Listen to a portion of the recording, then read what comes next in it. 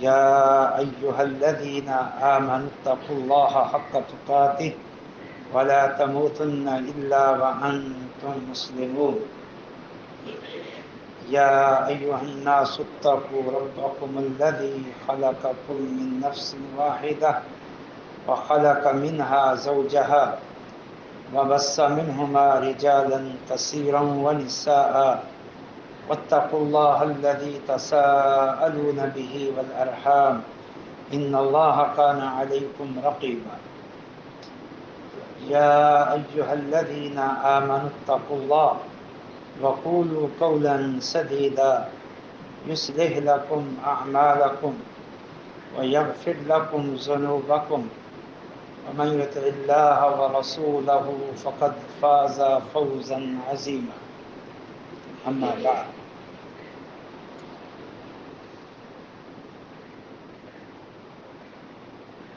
اللہ تعالیٰ کے دین میں سب سے عظیم ذات اللہ تعالیٰ کی ذات ہے۔ اللہ تعالیٰ کا پورا دین اور تمام انبیاء کی پوری دعوت اللہ تعالیٰ کی ذات کے ارد گرد گھومتی ہے۔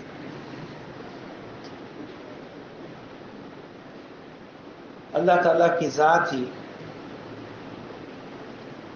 تمام مسلمانوں کے نزدیک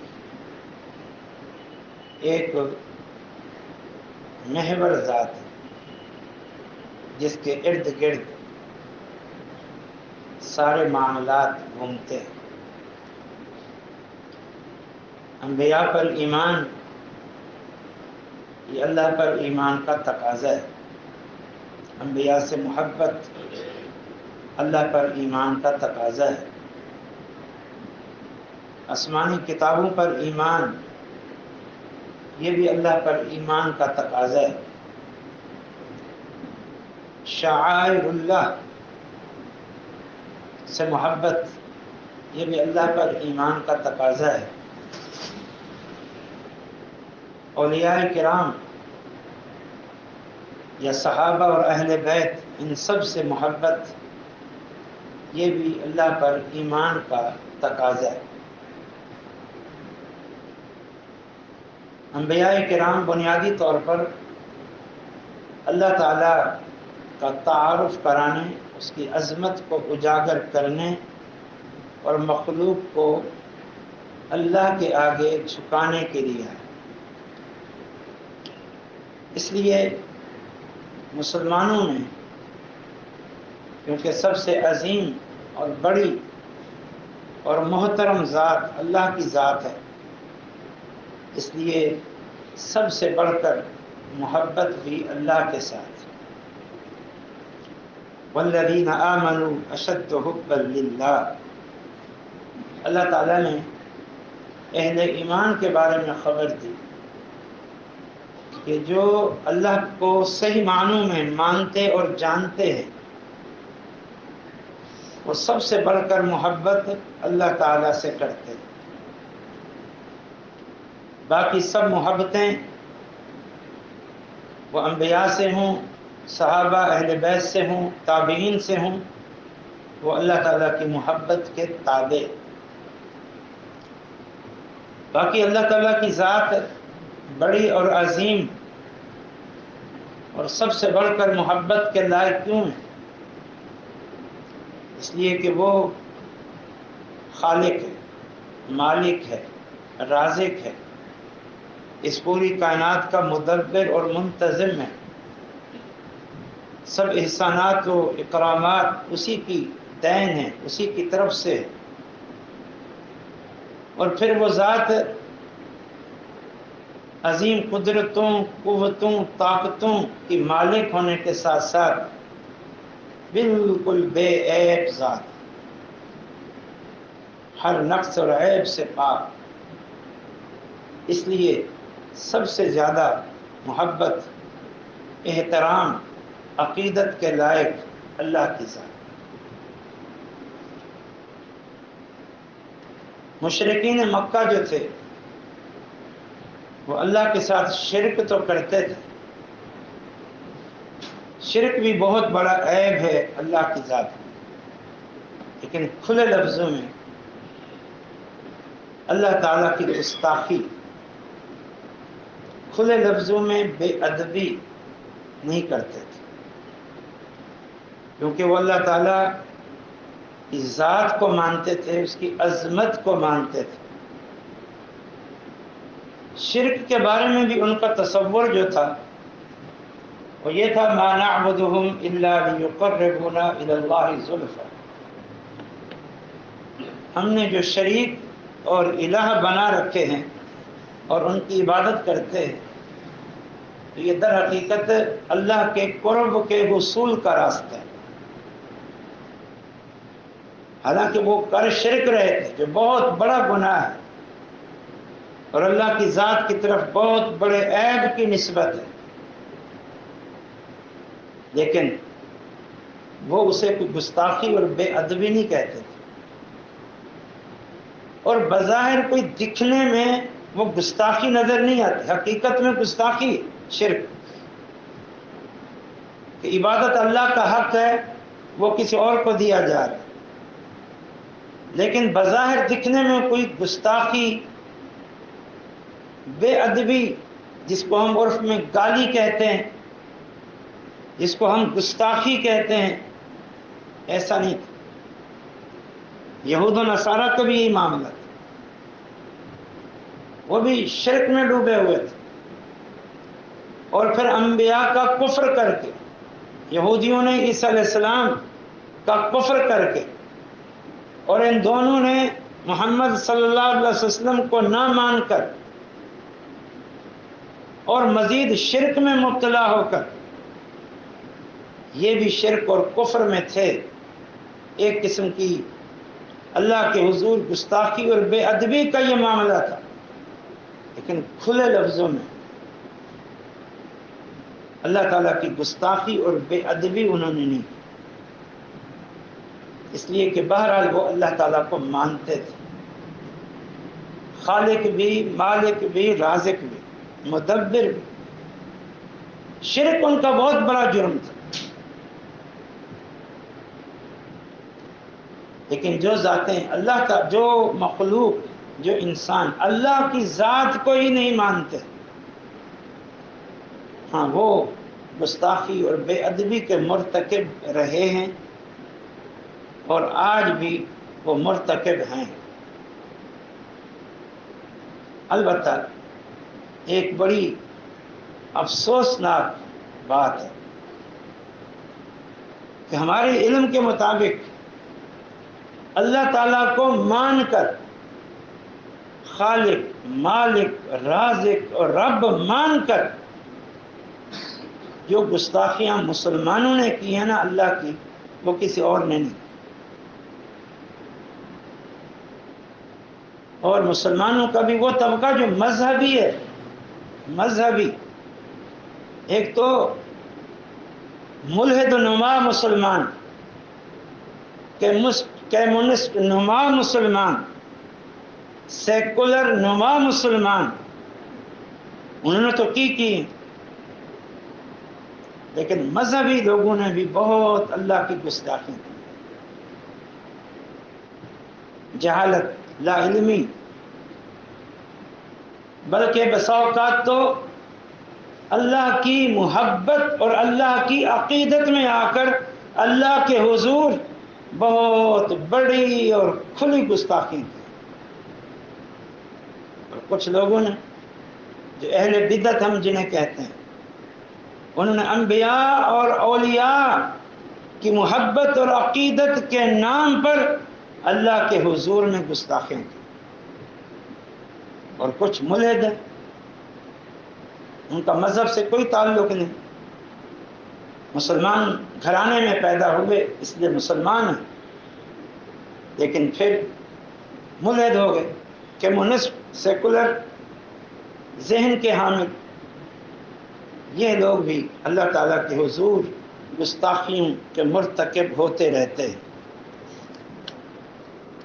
ہم پہلے آپ کو ان مسلمانوں میں سے مذہبی لوگوں کی بے ادبی اور گستاخیوں کی ایک جھلک دکھاتے ہیں کہ کس قسم کی بے ادبیاں اور گستاخیاں انہوں نے کی۔ اشارے کنائے ہم ہمیشہ کرتے رہتے ہیں، لیکن آج کچھ اشعار اور جملے سنیے، نقل کفر کفر نہ باشد۔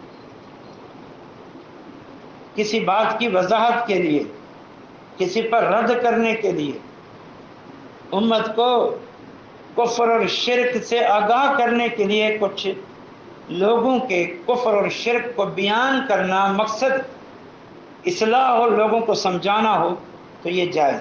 اسے کہتے ہیں نقل کفر کفر نہ باشد۔ کفر کو نقل کرنا، اس سے کفر واقع نہیں ہے۔ چند اشعار سنیں ذرا، دل تھام کے سنیں۔ یہ اہل سنت کہلانے والے، اللہ کو ماننے والے، رب ماننے والے، قرآن و حدیث کو ماننے والے، رسول کو ماننے والے، یہ ان کی گستاخی ہیں اللہ کے حضور۔ جو رسول کی محبت یا اولیاء کی محبت کے نام پر انہوں نے یہ گستاخیاں کی۔ سنیں ذرا، کسی ملعون شخص نے یوں کہا، اللہ کے پاس سوائے وحدت کے کیا رکھا ہے؟ جو لینا ہے جا کے لے لیں گے محمد کے در سے۔ اس میں کس قدر گستاخی اور بے ادبی کا پہلو ہے، کوئی اجاگر کرنے کی ضرورت نہیں۔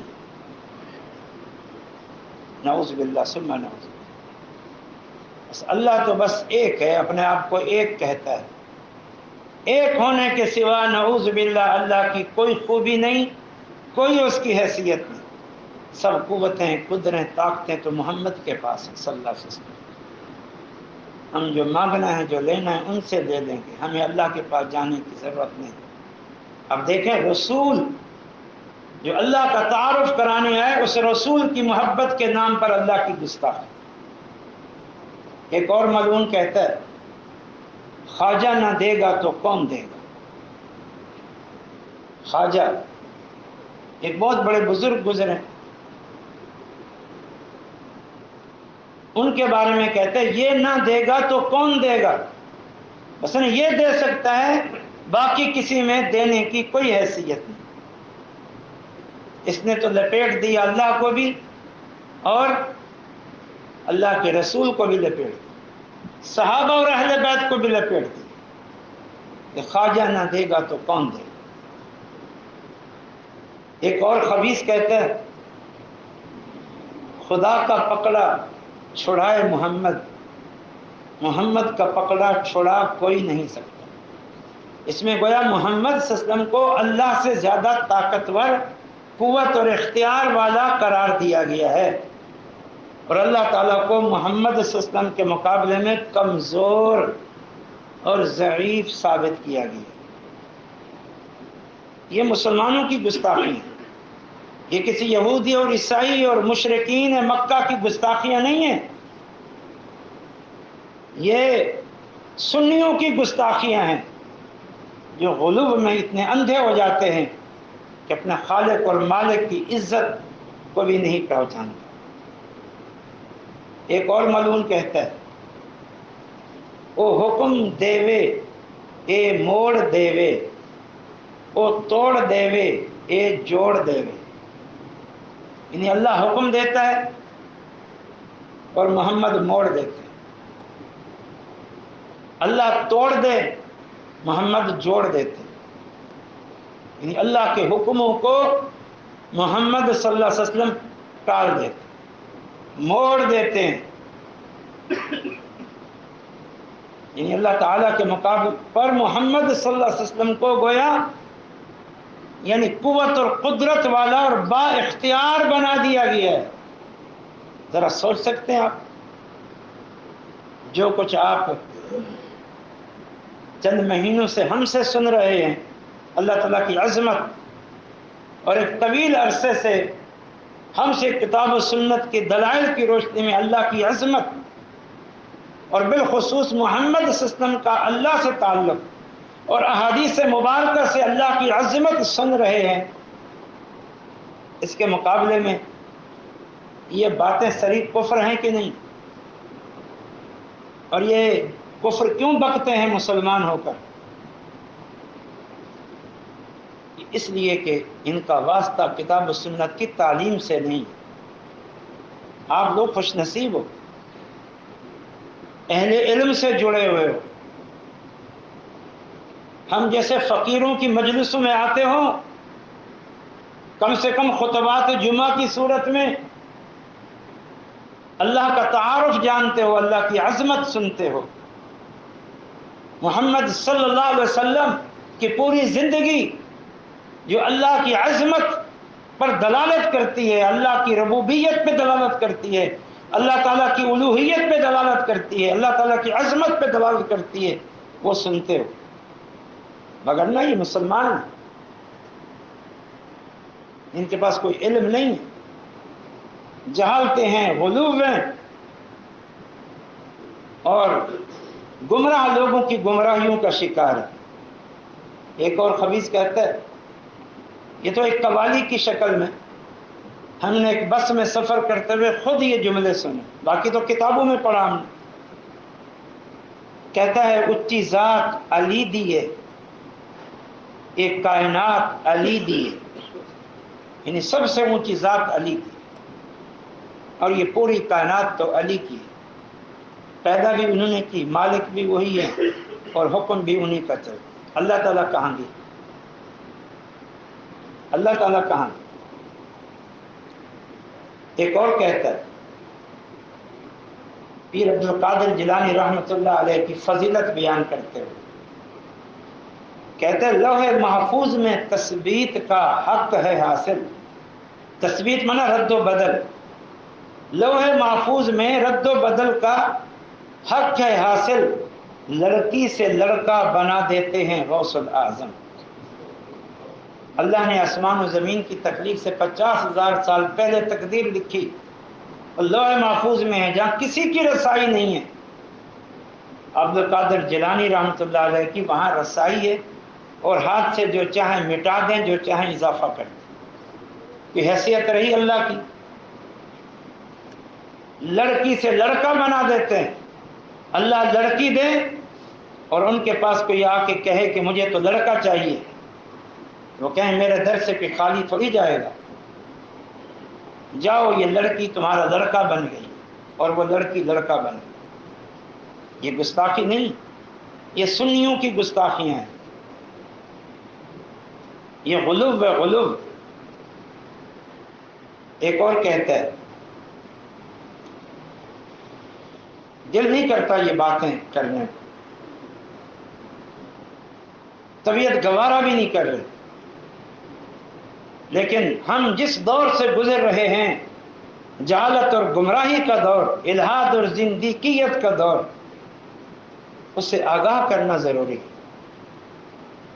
یہ ہم ایسے نہیں توحید کے موضوع بیان کرتے، صرف یہاں نہیں، ہماری کانفرنسوں، ہمارے دروس، ہمارے جلسوں کا بنیادی موضوع ہی اللہ کی توحید ہوتا ہے، خاص طور پر اندرون سندھ میں جہاں بہت زیادہ زندیقیت اور الحاد پایا جاتا ہے، کمیونسٹ تحریک زوروں پر ہے،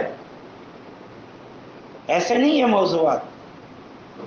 ایک اور کہتا ہے بخدا ایسی حمایت تو نہ دیکھی نہ سنی، پاؤں پھسلے تو جما دیتے ہیں غوث الاعظم۔ یہ پتہ ہے کس کی طرف اشارہ ہے؟ دل نہیں کہتا میں یہ باتیں عرض کروں، پتہ ہے کس کی طرف اشارہ ہے؟ اللہ، کہ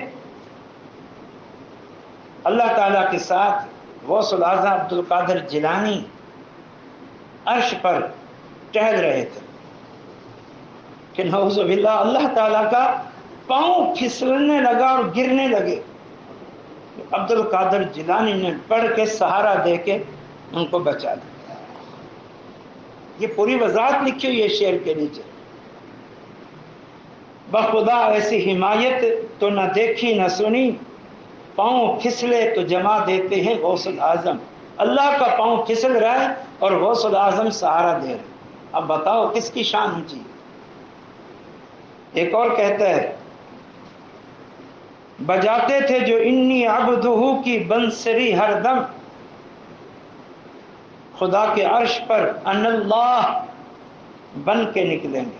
یعنی محمد صلی اللہ علیہ وسلم جو زندگی میں دنیا میں ہر وقت کہتے تھے انی عبد اللہ انی عبد اللہ، میں اللہ کا بندہ ہوں اللہ کا بندہ ہوں، بجاتے تھے جو انی عبدہ کی بنسری ہر دم، خدا کے عرش پر ان اللہ بن کے نکلیں گے. یعنی یہی محمد صلی اللہ علیہ وسلم عرش پر ان اللہ میں اللہ ہوں کہہ کے ظاہر ہوں. یعنی یہ محمد صلی اللہ علیہ وسلم یہ در حقیقت اللہ. ایک اور شعر بھی ہے جو ہم اس سے پہلے بھی آپ کو سنا چکے ہیں، وہی جو مستوی عرش تھا خدا بن کر اتر پڑا مدینے میں مصطفیٰ بن کر. ایک اور کہتا ہے صوفی، یہ صوفی ہے تصوف جنہیں ہم بہت اونچا مرتبہ دیتے ہیں، ان صوفیوں نے بھی بہت اللہ کی بے ادبی اور گستاخی کی ہے.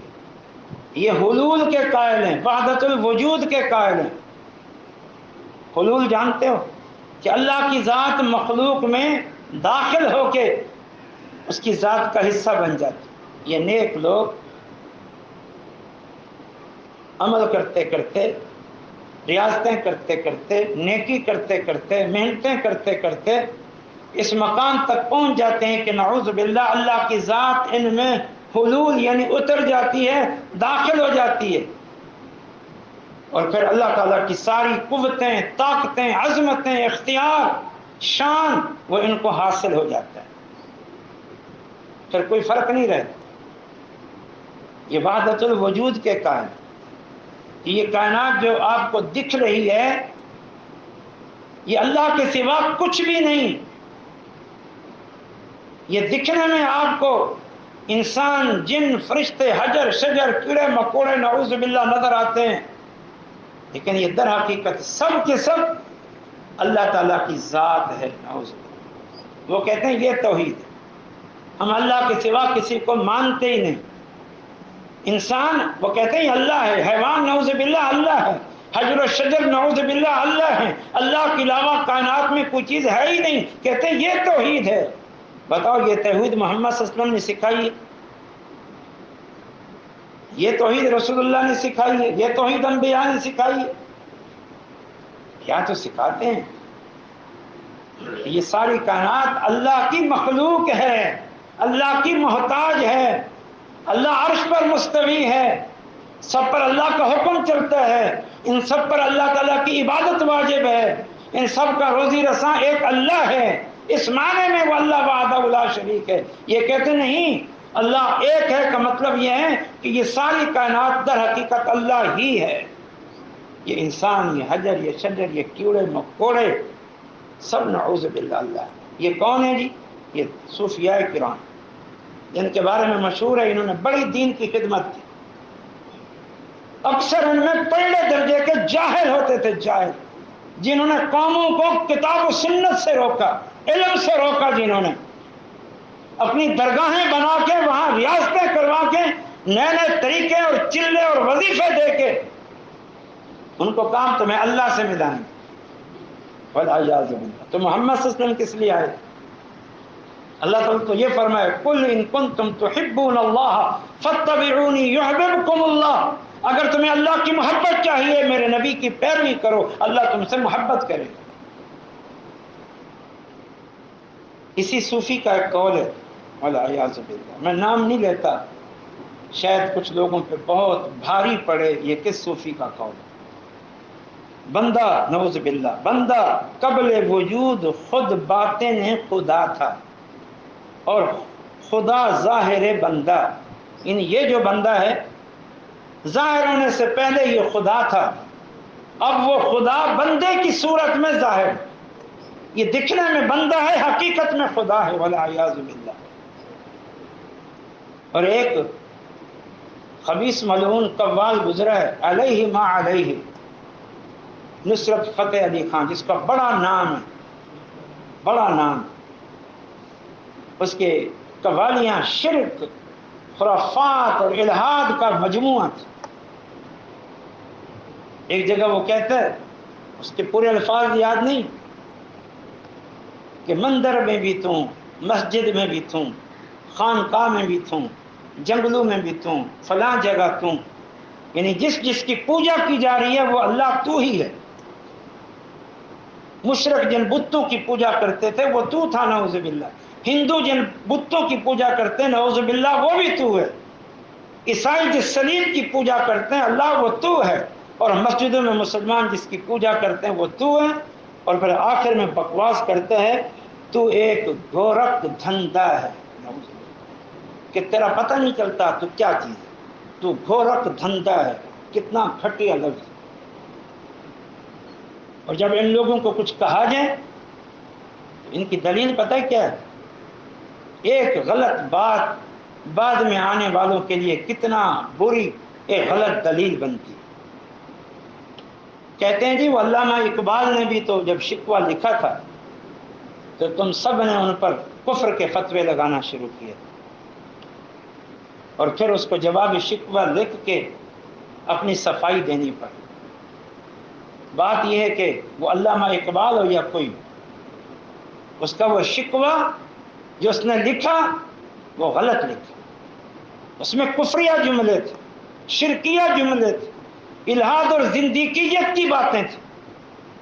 اگر اس نے اس سے توبہ کر کے اپنی صفائی کے لیے پھر جواب شکوہ لکھ کے وضاحت کی تو الگ بات ہے، لیکن ایسا جملہ کیوں کہا کہ بعد میں اس کی وضاحت دینی پڑے؟ ایسی تحریر کیوں لکھی کہ بعد میں اس کی وضاحت دینی پڑے، کہ اس کا ظاہر کفر پر قائم ہو؟ کیوں ایسا کیا اس نے؟ آج لوگ اس بات کو دلیل بناتے ہیں، جس سے کچھ کہو وہ کہہ کہ علامہ اقبال نے شکوہ لکھا تھا، اس کا مقصد یہ نہیں تھا، تو پھر ایسے جملے کیوں کہتے ہو؟ اب یہ اللہ تو گورکھ دھندا ہے، تیری بات ذات سمجھ ہی نہیں آتی، نعوذ باللہ تو کیا بلا ہے، اور اب بیٹھ کے اس کی صفائیاں دیتے رہو۔ تو یہ تو ان کا ہے۔ اور جو آج اصل میں جو بات کہنا چاہ رہا تھا، یہ تو ساری تمہیدی باتیں تھیں، ملحدوں کی طرف سے، کمیونسٹوں کی طرف سے، سیکولر لوگوں کی طرف سے۔ آج بہت زیادہ اللہ کی گستاخی اور بے ادبی ہوئی۔ ابھی مہینہ بھی نہیں گزرا کہ عورت مارچ کے نام پر اللہ کی رسول کی دین کی گستاخی کی گئی، والعیاذ باللہ۔ اگر حکومت اسلامی جمہوریہ پاکستان کے حکمران ریاست مدینہ کا نعرہ لگانے والے حکمران، ایاک نعبد و ایاک نستعین سے اپنی تقریروں کا آغاز کرنے والے ہمارے حکمران، اگر اس وقت ان ملحد اور کمیونسٹ اور سیکولر عورتوں کی سرکوبی کرتے اور مقدمات قائم کرتے اور سزائیں دیتے، تو پھر اس خبیث، نئے خبیث، ایک ملحد اور زندیق امر جلیل کو یہ جرأت نہ ہوتی کہ وہ اللہ کی حضور اور اللہ کی شان میں گستاخی کرتے۔ اس کی گستاخی انہیں تو ساری حدود کو پھلانگ دیا۔ آپ جانتے ہیں ان معاملات کو۔ ایک سندھی ادیب ہے، ڈرامہ نویس ہے، اور اس طرح کے موضوعات پر لکھتا ہے، بڑے درجے کا ملحد اور زندیق ہے۔ اس نے اللہ کے حضور گستاخی کی ساری سرحدیں پھلانگ۔ دل نہیں کرتا کہ میں اس کی بکواس اور خرافات اور گستاخیاں آپ کے سامنے عرض کروں، لیکن صرف ممکن ہے کہ کچھ لوگوں کو نہ پتہ ہو۔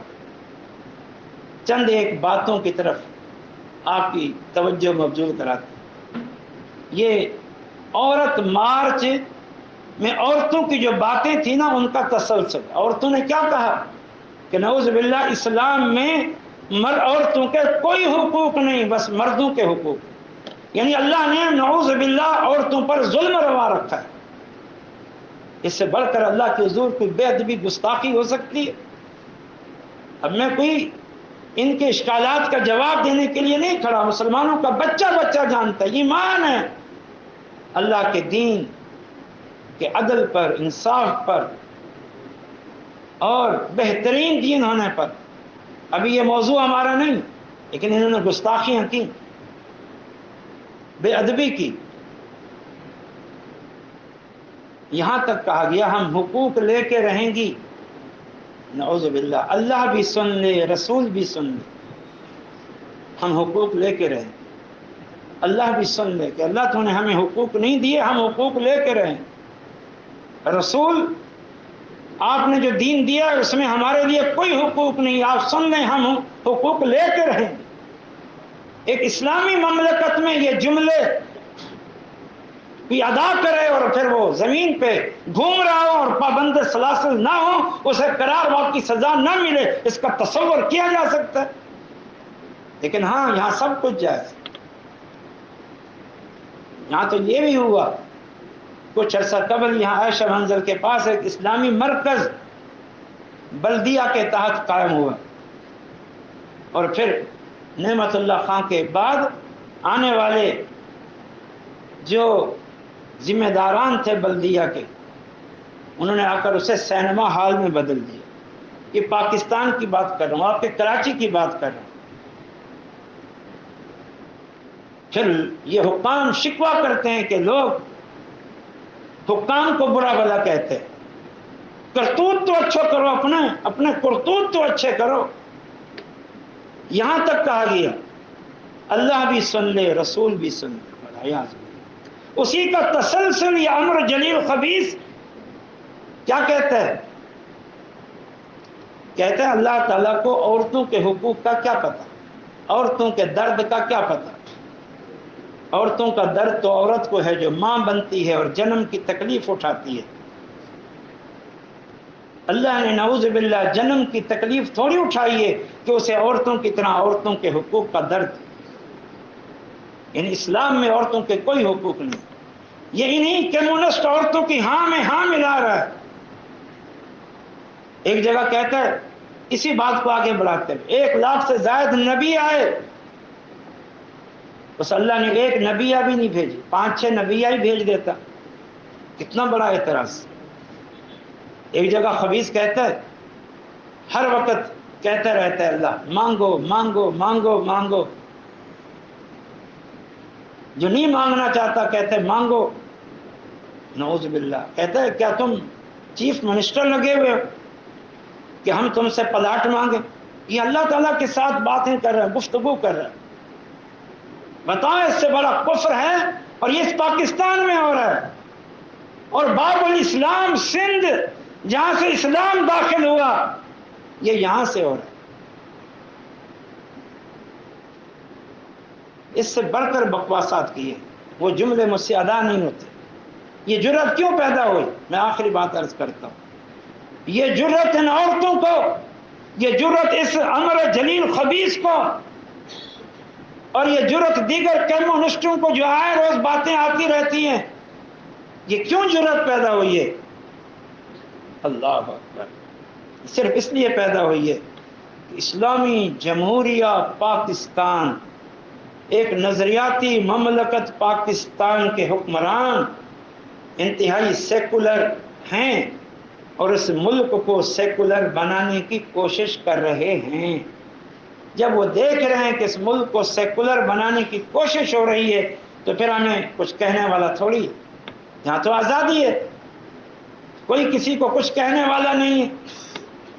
اور اس سیکولرزم کی اور اس قسم کی آزادی کی بنیاد ردوں کی حفاظت کے لیے، اس قدر شرک، کفر، گستاخیاں اور بے ادبیاں اللہ کے حضور، اللہ کے رسول کے حضور، اور کوئی یہاں کچھ کہنے اور کرنے والا کوئی نہیں۔ یہ جرأت کیوں پیدا ہوئی؟ اس لیے کہ آج مذہبی طبقے پر عرصہ حیات تنگ کیا جا رہا ہے، مساجد مدارس کے گرد گھیرا تنگ کیا جا رہا ہے، عالم کفر کی فرمائشیں پوری کرنے کے لیے جب وہ دیکھتے ہیں کہ مذہب اور مذہب کے خلاف تو گھیرا تنگ ہو رہا ہے، یہ بیچارے تو اپنے وجود کو برقرار رکھنے کے لیے پریشان ہیں، یہ بیچارے تو اپنے مساجد اور مدارس کی حفاظت کے لیے پریشان ہیں، ان کو تو شکنجے میں کس دیا گیا ہے، لہذا اب ہمارے خلاف آواز کون اٹھائے گا؟ لہذا ان کو اپنے خب سے باطن کو ظاہر کرنے کا موقع مل رہا ہے، بلکہ آج گستاخوں کی سرپرستی ہو رہی ہے۔ آزادی رائے کے نام پر ملحدوں کو، کمیونسٹوں کو وہ کھلی چھٹی دے دی گئی ہے۔ اور افسوسناک بات یہ ہے، آخری بات، اس الحاد اور زندیقیت کا مرکز، اللہ رسول کی گستاخی کا مرکز، دین کے چہرے کو مسخ کرنے کا مرکز، یہ باب الاسلام سندھ بنا ہوا ہے۔ باب الاسلام، جہاں سے اسلام آیا تھا۔ یہاں اس وقت شیعت رافضیہ جس کے بارے میں کہتا ہوں، بتاتا ہوں، اور مبنی پر حقیقت رائے ہیں کہ اسلام دشمن یہ تحریک ہے، اور سب سے بڑھ کر انہوں نے اسلام کو نقصان جانے کے پہنچایا ہے۔ یہاں سب سے زیادہ اثر و رسوخ اور ترویج شیعت کی ہے اس باب الاسلام میں۔ یہ باب الاسلام میں الحاد اور کمیونسٹ نظریات اور سیکولر نظریات کا سب سے بڑا مرکز اس وقت یہ باب الاسلام سندھ ہے۔ اور سندھ حکومت بہت بڑی مجرم، اس لیے میں یہ کہوں، اگرچہ میں سیاست پہ نہیں بولتا، لیکن میں یہ کہوں گا ہمارا ان ووٹوں سے اور سیاست سے کوئی تعلق نہیں، اس سے کچھ فائدہ نہیں ہوتا، لیکن جو لوگ ووٹ دیتے ہیں وہ سمجھ لیں اچھی طرح یہ پی پی ایس لائق نہیں ہے، پیپلز پارٹی کی حکومت کہ کوئی سنی شخص اس کو ووٹ دے۔ سب سے زیادہ اسلام دشمنی اس صوبے میں ہو رہی ہے، اور اللہ رسول کی گستاخیاں ہو رہی ہیں، اور یہ حکومت ٹس سے مس نہیں ہے۔ ان گستاخوں کو کبھی اقتدار میں نہیں آنے دینا چاہیے، ان سے بڑا دین دشمن کوئی نہیں ہے۔ تو میں عرض یہ کر رہا تھا، سندھ حکومت اور وفاقی حکومت کی گستاخیوں پر یہ جو خاموشی ہے سندھ حکومت کی اور وفاقی حکومت کی اور سارے اداروں کی، یہ کھلی اسلام دشمنی ہے، یہ پاکستان دشمنی ہے، بلکہ پاکستان کی نظریاتی بنیادوں کو ڈھانے کے مترادف ہے یہ خاموشی۔ ان مجرموں کی سرکوبی اور انہیں قرار واقعی سزا دینا اصل ذمہ داری تو حکام کی ہے، لیکن عوام سے یہ گزارش کروں گا کہ ان کی موجودگی میں اور ان کے سامنے اگر کوئی اس طرح اللہ رسول کی دین کی گستاخی کرے تو پھر اس کا منہ بند کرنا، اس کو وہاں سے جوتے چھوڑ کے بھاگنے پہ مجبور کرنا، یہ تمہاری ذمہ داری ہے۔ اور ایک ذمہ داری اور بھی ہے، اور وہ یہ ہے کہ ان کا مقابلہ اگر کر سکتے ہیں، ان کفر کا، الحاد کا، زندیقیت کا، خاص طور پر ان اہل بدعت اور صوفیوں کے اس شرک کا جو ہم نے ذکر کیا ہے، تو یہ علماء ہیں، اور علماء الحمدللہ اللہ کی توحید اور اللہ کی عظمت بیان کر رہے ہیں۔ ہم فقیر بھی کچھ عرصے سے اللہ تعالیٰ کی توحید اور عظمت بیان کر رہے ہیں، اور ہر کانفرنس میں جا کر اسی پر بیان کرتے ہیں۔